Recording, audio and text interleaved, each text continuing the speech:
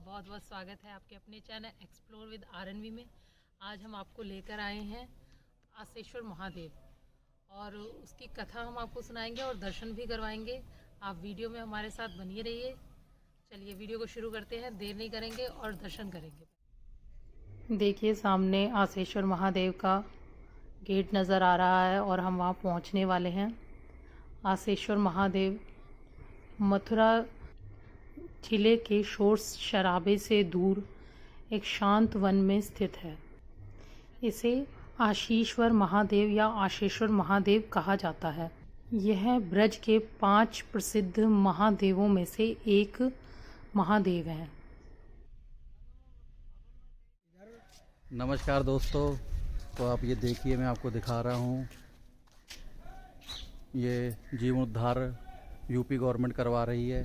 ये सरोवर है, इसकी महिमा बहुत है। शनिवार और सोमवार को काफ़ी भीड़ रहती है।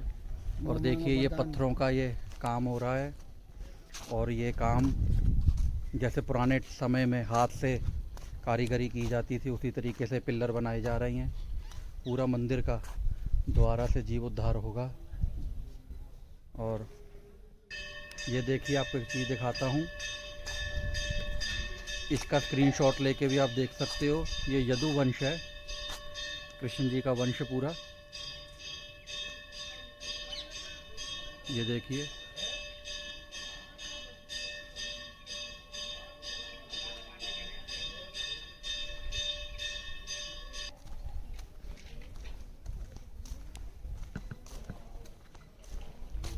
यह मंदिर है और ये मंदिर का गेट है आसेश्वर महादेव के।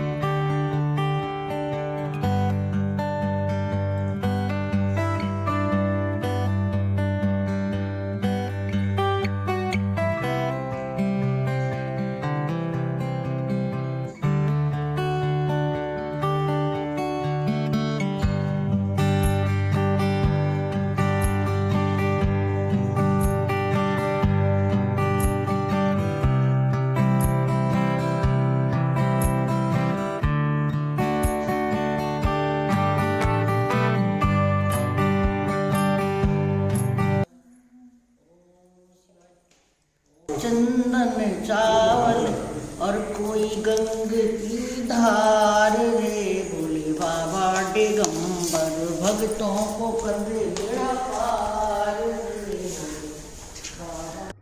सामने जो आप वो रेड कलर की बाउंड्री वाला जगह देख रहे हैं, वहाँ पे ठाकुर जी का रास होता है और ये महात्मा जी हैं जो यहाँ पर रहते हैं। यहाँ पर ठाकुर जी को विराजमान किया जाता है। जब कोई भी लीला होती है, जैसे गोपाष्टमी को ठाकुर जी आते हैं, तो यहाँ पर ठाकुर जी को विराजमान किया जाता है। आगे जब हम चलते हैं तो ये सामने एक कुंड है। इसी कुंड के समीप भगवान शंकर ने उस वक्त तपस्या की थी जब मैया ने उन्हें श्री कृष्ण के बाल रूप के दर्शन नहीं करने दिए थे। तो यहाँ पर ही महादेव ने तपस्या की थी, यहीं पर उन्होंने समाधि ली थी।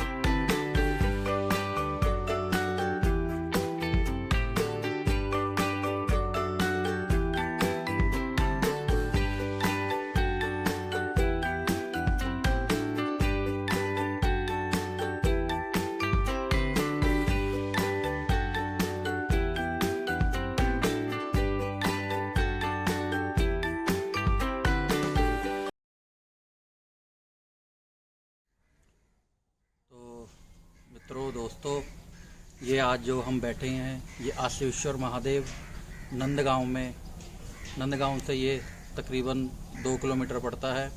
टेढ़ कदम के पास बड़ी ही अलौकिक और पवित्र जगह है ये, जिसके मैं दर्शन आज आपको करवा रहा हूँ। थोड़ा सा इसका मैं महत्व बताता हूँ। ये देखेंगे आप, ये सरोवर है।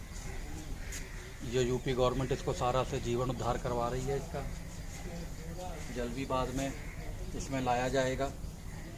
और आशेश्वर महादेव के आपने दर्शन किए हैं।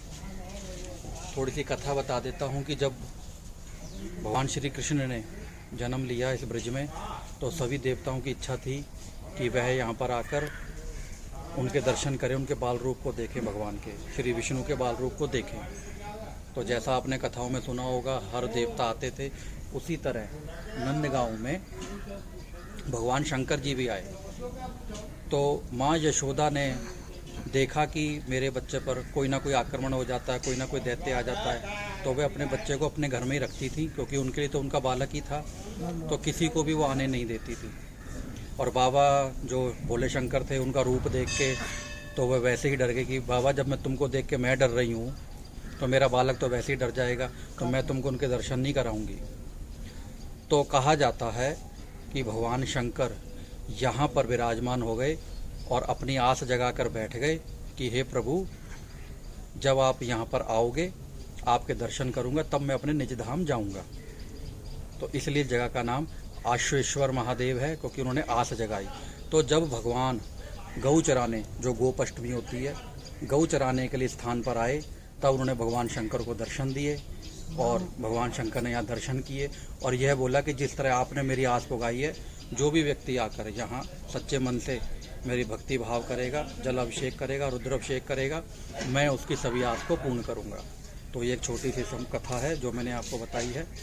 तो आगे आप दृश्यों को देखिए। कातर भी चूल्हा टकरे, मैं दर्शन नहीं कराऊंगी।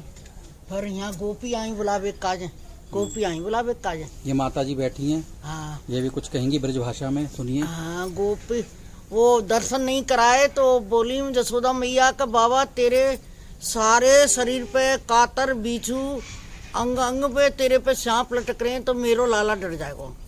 मैं दर्शन कभी नहीं कराऊंगी। वान कही के मैया करा दे, मैं पूरा जोगी हटवा रहा हूँ। वान कही मैं जोगी ना, वो मतलब मैं मैया हटी ली हूँ, मैं तेरे कभी दर्शन ना कराऊंगी। अब लाला रोने लगे तो वहाँ बिल्कुल ब्रज मंडल की सभी गोपी इकट्ठी है कहीं। फिर बोले गोपी, वहाँ कही क्या हुआ मैया, का है वो तेरे लाला के नज़र लग गई, कहा कौन आयो।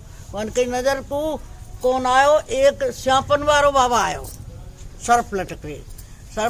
वहाँ कही के मैया वही नज़र लगा गो। वहाँ कही आइए, गोपी ने कही के उसको ही बुला के लाओ।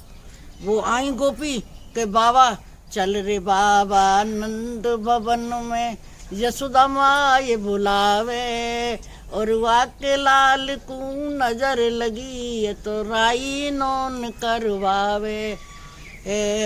और जब गोपी आई हैं तो उन्होंने कही कि मैया लाला के, मैं चलूँगा तो सही, मैया लाला के दर्शन करा देगी।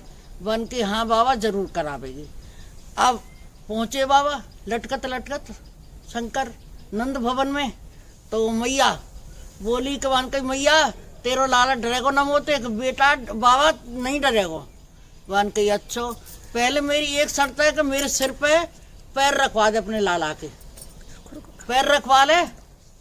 वन कही बाबा, अब वो बाबा जहाँ छोड़ के तो वो लाला रोवे, और बाबा गोदी में खिलावे तो लाला हंसे, आँख से आँख मिल गई, हंसे। वन कही के मैया अब मैं जाऊँ। वन कही बाबा, जब जब मेरो लाला रोवे, जब जब दर्शन दीजो, और ना है तो बाबा तुम इधर ही यहीं नंद भवन में वासो कीजो। वन की मैया मेरी एक शर्त है कि मेरे लिए मैं रह तो जाऊंगा, पर जो तेरा लाला नहावे ना, उसी नाली में मेरो वासो होगा, मेरो नंद भवन। वहाँ नंदीश्वर बन के बैठे हैं। जब लाला स्नान करते हैं तब वो मतलब नहा, उनको पानी पहल चोट उनके ही सिर के ऊपर आता है, भोले बाबा के। वहाँ नंदीश्वर है। बहुत सुंदर। चलिए अब एंड कर दीजिए ब्लॉग का। ये जो आपको कथा इन्होंने माता जी ने कथा सुनाई है ब्रज भाषा में होगी, बहुत से लोग जानते होंगे। ये इन्होंने नंदीश्वर महादेव की कथा बताई है।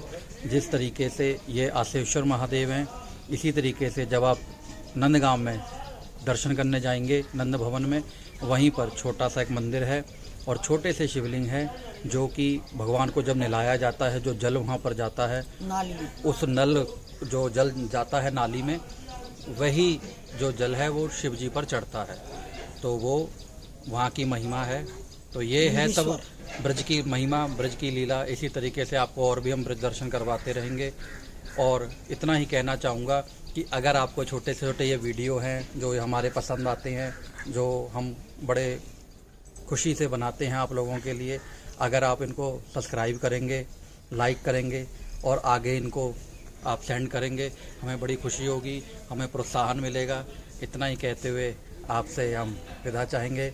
बाय, नमस्कार।